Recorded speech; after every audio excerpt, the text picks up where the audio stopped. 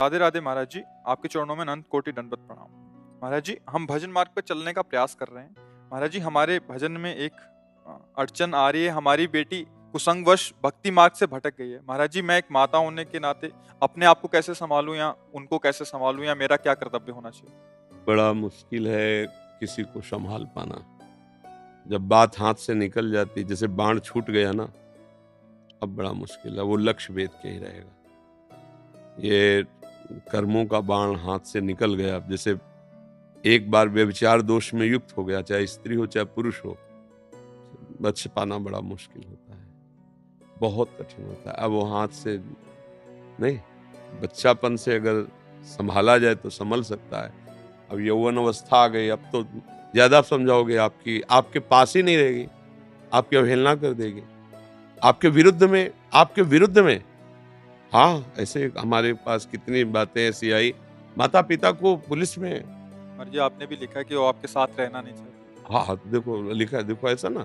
अब क्योंकि बात बिगड़ गई ना, आप ज्यादा हो कहोगे तो आप कह देंगे कि ये लोग हमारे साथ टॉर्चर करते हैं हमें, क्योंकि बालिग हो गई। अब हाथ से निकल गया मामला, अब संभलने वाला नहीं।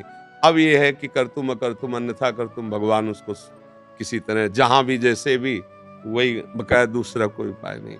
जब आदत बिगड़ जाती है, मनमानी आचरण होने लगते हैं, फिर संभलना मुश्किल होता है। ऐसा हम लोग बताए ना, घर में इतना शासन था, जबकि बुरा लगता है, सबको लगता है, बच्चों को भी बुरा लगता है, बड़ा कठोर शासन था। बेविचार रूपी दोष की तो कहीं भी किसी भी तरह से संभावना ही नहीं थी।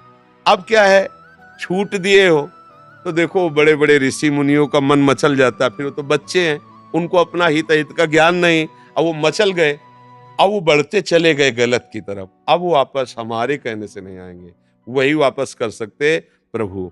कोई ऐसा चोट लगे मन में कि फिर वो लौट कर तुम्हारे पास आवे कि मैं गलत थी, अम्मा मुझे संभाल लो, तो भले आपका उपदेश काम करे, लेकिन अब उपदेश काम नहीं करता। जब मार्ग बढ़ जाता है फिर गलत हो जाता है, हृदय स्वीकार नहीं कर पाता। तो हम बार बार प्राय घुमा घुमा करके यही सबको कहते हैं, भैया ये बॉयफ्रेंड गर्लफ्रेंड और यो लिव इन रिलेशन, दुनिया के जो नौटंकी चली है, इससे बच जाओ। ये बहुत ही बेविचार दोष को बढ़ावा देने वाली बात है। सोचो, अभी वो बच्चा है 13, 14, 15, अभी उसको अपने हित अहित का ज्ञान नहीं है, पर इंद्रियां प्रबल हो रही, उनको एक खिलवाड़ लग रहा है। उनको पता नहीं कि पाप है, ये अधर्म है, ये आगे चलकर हमारे जीवन को नष्ट कर देगा, कुछ पता नहीं। अच्छा, जैसे ये भी है कि 30 वर्ष के बाद ब्याह हो रहे हैं। देखो, भले सबको ये अच्छा कहे, लेकिन हमारी मान्यता में ठीक नहीं है, क्योंकि 18-20 के बाद यौवन का भारी प्रकोप होता है। भले पढ़ो लिखो, आगे उन्नति करो, पर ब्याह कर लो तो एक जगह प्रीति तुम्हारी समिट गई।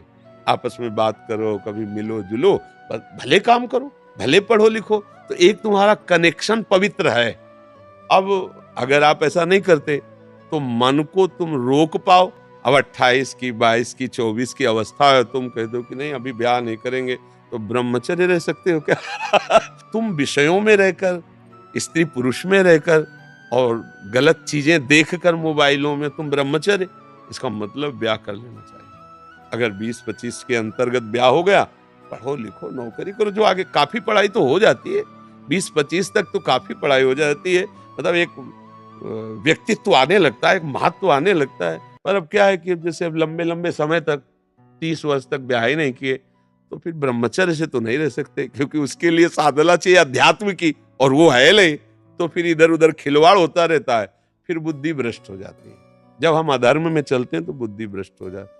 तो इसका तो हमारे पास कोई उत्तर ही नहीं है, क्योंकि जब बेली फैल गई तो विष बेली है ये विषय विकार जब हृदय में, फिर वो देखो आप ही कह रहे हैं हमारे पास नहीं रहती है। तो हमें सबसे प्रार्थना है कि अपने बच्चों को कम से कम इससे, अच्छा बड़ा धोखा होता है, प्यार और नाटक में अंतर होता है। जैसे हमें आपसे सुख लेने की स्वार्थ बुद्धि है, तो हम असली प्यार से ज्यादा प्यार दिखाएंगे। यहां गुदवा लिया तुम्हारा नाम, कितने बेवकूफ बच्चे, और दिखा दिया देखो। अब वो माता पिता जो जिंदगी भर उसे दूध पिला के तैयार करिए है ना, छोड़ दिया। अब बच्चों को ये ज्ञान कहां से आवे, कैसे समझ में?